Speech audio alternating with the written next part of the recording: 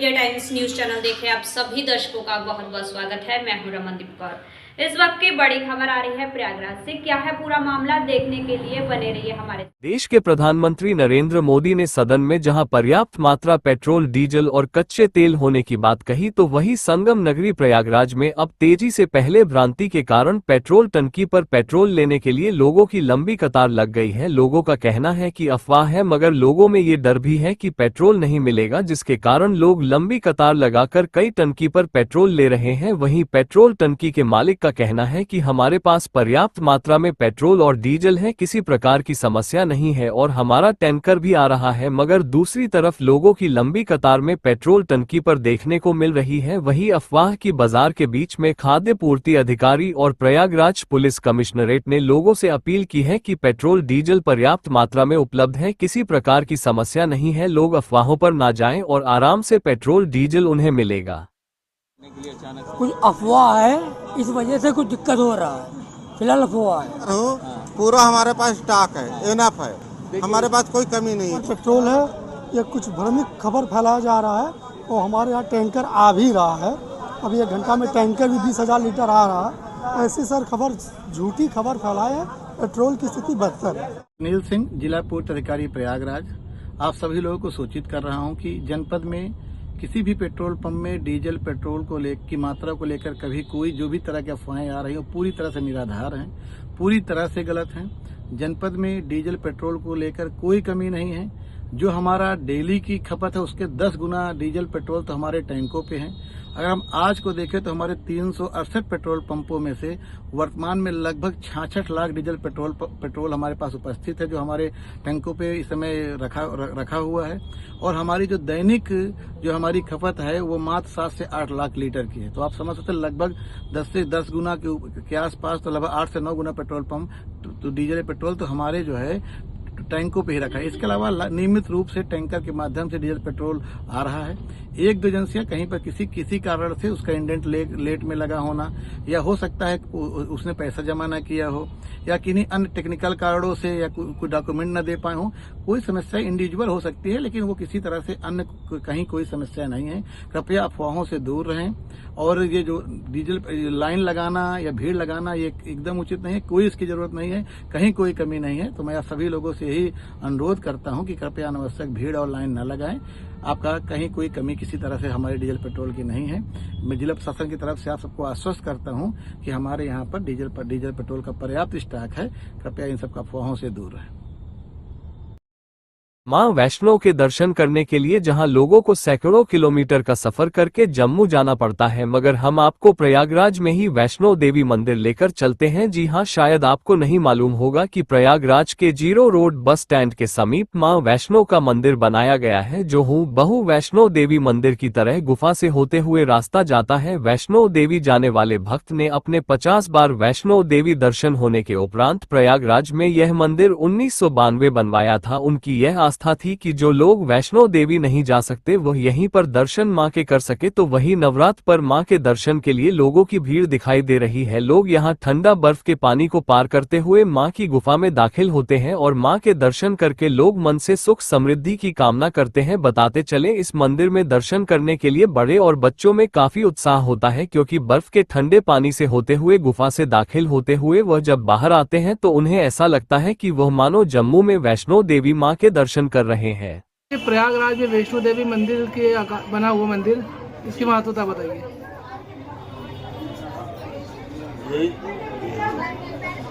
ये वैष्णो भक्त ही थे जिनका जीवन जो है उनके जीवन का एक सपना था कि हम मंदिर का निर्माण, क्योंकि वो नहीं जा पा रहे थे, लेकिन जब वो गए तो सब कुछ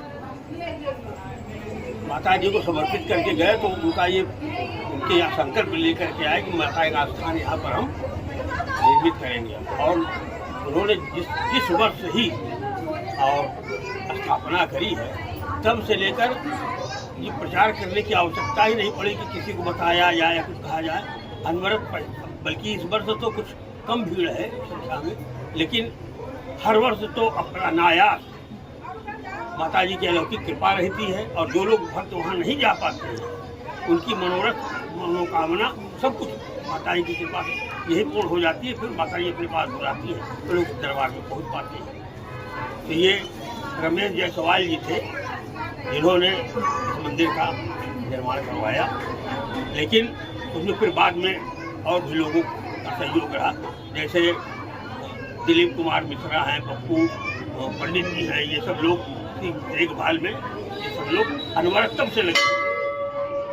आपका परिचय महाराज जी? आपका परिचय? इस मंदिर में महंत हैं भोलानाथ योगेंद्र मिश्रा मेरा नाम। हाँ, तब से जब से मंदिर बना है, बाकी बनने में भी श्रमदान से लेकर के अब तक माता जी की कृपा है कि उनके शरण में बना हुआ। 1992 आज माँ वैष्णो देवी मंदिर का निर्माण, इसकी महत्वता बताइए। ये मंदिर 1992 में चैत के महीने में इसका वो हुआ था निर्माण, और उसी साल इनका जो माता जी का बैठी थी। और इस मंदिर का महत्व सबसे ज़्यादा ये है कि ये मंदिर काले रंग का है। मंदिर आपने लाल देखा होगा, सफ़ेद देखा होगा, पीला देखा होगा, और गुफा नुमा है। आप अंदर जाएंगे तो आपको झुक कर जाना पड़ेगा। दोनों दरवाजे से कहीं से भी माता जी का दर्शन बाहर से नहीं प्राप्त हो सकता। सबसे बड़ी इसकी खासियत है। और जहाँ माता जी बैठी हैं उसको शुरुआत में बनाने में कम से कम 10 दिन रोज मिस्त्री सुबह से शाम तक तैयार करता था। और हमारे बाबा जी आते थे, उनको नहीं समझ में आता तो वो गिरवा देते थे। 11वें दिन जाके ये कंप्लीट हुआ। उसके बाद फिर यहाँ से हम लोग जयपुर गए, वहाँ से मकराना चले गए। मकराना में पता चला कि इतनी बड़ी मूर्ति नहीं मिलेगी। फिर हम लोग जयपुर रिटर्न आए, जयपुर से हमने मूर्ति लिया, फिर यहाँ हम लोग आए, तब माता जी का यहाँ पर वो हुआ। इस मंदिर का निर्माण किस सन में हुआ था? 1992। आपका नाम? दिलीप कुमार मिश्रा। हाई कोर्ट से बड़ी राहत मिली। शंकराचार्य स्वामी अविमुक्तेश्वरानंद सरस्वती की जमानत बुधवार को इलाहाबाद हाई कोर्ट ने मंजूर कर ली। कोर्ट ने कहा कि चार्जशीट दाखिल होने तक शंकराचार्य की गिरफ्तारी नहीं होगी। यह फैसला हाईकोर्ट के जस्टिस जितेंद्र कुमार सिन्हा की बेंच ने दोपहर बाद 3:45 बजे सुनाया। इलाहाबाद हाईकोर्ट ने शंकराचार्य अविमुक्तेश्वरानंद को जमानत देते हुए शर्तें भी लगाई हैं। सबसे अहम शर्त यह है कि दोनों पक्ष शंकराचार्य और आशुतोष मीडिया में बयानबाजी नहीं करेंगे और इंटरव्यू नहीं देंगे। शंकराचार्य के विदेश जाने पर भी रोक है। इसके लिए हाईकोर्ट से अनुमति लेनी होगी। अगर जमानत की शर्तों का उल्लंघन किया जाता है तो दूसरा पक्ष जमानत कैंसिलेशन अर्जी दे सकता है। यह फैसला सुनाने के दौरान शंकराचार्य के वकीलों ने कहा, योर ऑनर, इस पर भी कहें कि कोई बच्चों को लेकर घूमने लगता है, कोई यात्रा के दौरान बयानबाजी करता है, इसे भी रोका जाए। इस पर कोर्ट ने कहा कि इसका उल्लंघन नहीं होना चाहिए। एक आवेदक साक्ष्यों के साथ कोई छेड़छाड़ नहीं करेंगे। कोर्ट की तय तारीख पर उपस्थित रहना होगा। 2. मामले से जुड़े लोगों को कोई लालच या धमकी नहीं देंगे। 3. ट्रायल के दौरान सहयोग करेंगे, जमानत की आज़ादी का दुरुपयोग नहीं करेंगे।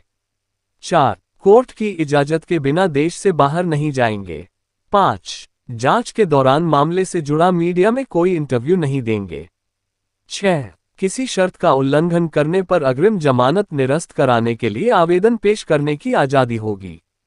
स्वामी अविमुक्तेश्वरानंद ने कहा, कभी कभी ऐसा लगता है कि कानून एक जाल है। कुछ लोगों ने उसको पकड़ रखा है, जब चाहे किसी को फंसा दें। इस तरह के फैसले कभी कभी जब आते हैं तो लोगों को हिम्मत बंधती है। ऐसा नहीं है कि जो लोग इसे जाल के रूप में इस्तेमाल करते हैं वो हमेशा सफल नहीं रहते। ऐसे लोगों के मन में न्याय और न्याय की प्रक्रिया के प्रति आस्था होती है। इलाहाबाद हाई कोर्ट ने यौन उत्पीड़न केस में 27 फरवरी को शंकराचार्य की गिरफ्तारी पर रोक लगा दी थी। तब जस्टिस जितेंद्र कुमार सिन्हा ने कहा था कि फैसला आने तक शंकराचार्य की गिरफ्तारी नहीं होगी। शंकराचार्य पुलिस की जांच में सहयोग करेंगे। कोर्ट में शंकराचार्य का पक्ष वकील पीएन मिश्रा ने रखा था, जबकि राज्य सरकार की तरफ से अपर महाधिवक्ता मनीष गोयल पेश हुए थे। शिकायतकर्ता आशुतोष महाराज की वकील रीना सिंह ने भी दलीलें रखी थीं। शंकराचार्य ने बटुकों के यौन उत्पीड़न मामले में 24 फरवरी को अग्रिम जमानत के लिए याचिका लगाई थी। दरअसल तुलसी पीठाधीश्वर स्वामी रामभद्राचार्य के शिष्य आशुतोष ब्रह्मचारी ने 8 फरवरी को जिला कोर्ट में याचिका दाखिल की थी। जज rape and POCSO special court Vinod Kumar Chaurasia के आदेश के बाद झुंसी थाने की पुलिस ने स्वामी अविमुक्तेश्वरानंद के खिलाफ बटुकों से कुकर्म की 21 फरवरी को फर्द दर्ज की थी। कोर्ट के फैसले के बाद शंकराचार्य ने काशी में कहा था, सच को सामने लाने के लिए नार्को टेस्ट सहित जो भी हो वो होना चाहिए। झूठ की उम्र लंबी नहीं होती, सभी प्रमाण पेश किए जाएंगे। फैसला पक्ष में न आने पर उच्च अदालत सुप्रीम कोर्ट का रुख करेंगे। उत्तर मध्य रेलवे ने बुधवार को भारतीय रेल पथ मशीन प्रशिक्षण केंद्र IRTMTC सूबेदारगंज में विशिष्ट रेल सेवा पुरस्कार 2025 समारोह आयोजित किया। इस दौरान 92 रेल कर्मियों को उनके उत्कृष्ट कार्यों के लिए सम्मानित किया गया, जिसमें प्रयागराज मंडल ने सर्वश्रेष्ठ प्रदर्शन करते हुए कई प्रमुख शील्ड अपने नाम की। समारोह में 69 कर्मचारियों को विशिष्ट रेल सेवा पुरस्कार, 10 को अति विशिष्ट रेल सेवा पुरस्कार और 13 को विशेष उपलब्धियों के लिए विशेष पुरस्कार प्रदान किए गए। इसके अतिरिक्त विभिन्न मंडलों व इकाइयों के बीच प्रतिस्पर्धा को बढ़ावा देने के लिए 40 रनिंग शील्ड, ट्रॉफी और कप भी वितरित किए गए। प्रयागराज मंडल ने सर्वोत्तम मंडल सहित कई प्रमुख शील्ड जीती। झांसी मंडल को वाणिज्य, इंजीनियरिंग और मालभाड़ा परिचालन जैसे क्षेत्रों में सम्मान मिला, जबकि आगरा मंडल को ट्रैक्शन, दूरसंचार और सुरक्षा दक्षता के लिए पुरस्कृत किया गया। झांसी कारखाना, कंक्रीट स्लीपर प्लांट और केंद्रीय चिकित्सालय प्रयागराज सहित अन्य इकाइयों को भी विभिन्न श्रेणियों में सम्मानित किया गया। महाप्रबंधक नरेश पाल सिंह ने अपने संबोधन में उत्तर मध्य रेलवे की उपलब्धियों पर प्रकाश डाला। उन्होंने बताया कि वित्तीय वर्ष में 46 मानवयुक्त लेवल क्रॉसिंग समाप्त किए गए, 13 रोड ओवर ब्रिज और 41 रोड अंडर ब्रिज का निर्माण पूरा हुआ। साथ ही 751 रूट किलोमीटर पर कवच सुरक्षा प्रणाली स्थापित की गई। सिंह ने यह भी बताया कि स्क्रैप बिक्री से 292.66 करोड़ रुपए का राजस्व प्राप्त हुआ और सौर ऊर्जा परियोजनाओं से 5.69 करोड़ रुपए की बचत हुई। कार्यक्रम की अध्यक्षता महाप्रबंधक नरेश पाल सिंह ने की। प्रधान मुख्य कार्मिक अधिकारी मुदित चंद्रा ने अतिथियों का स्वागत किया। समारोह में अपर महाप्रबंधक, सभी विभागाध्यक्ष, मंडल रेल प्रबंधक और यूनियन प्रतिनिधि उपस्थित रहे। अंत में श्री सुबोध विश्वकर्मा ने धन्यवाद ज्ञापन किया। देश दुनिया की खबरों के लिए world media times news channel को सब्सक्राइब करें।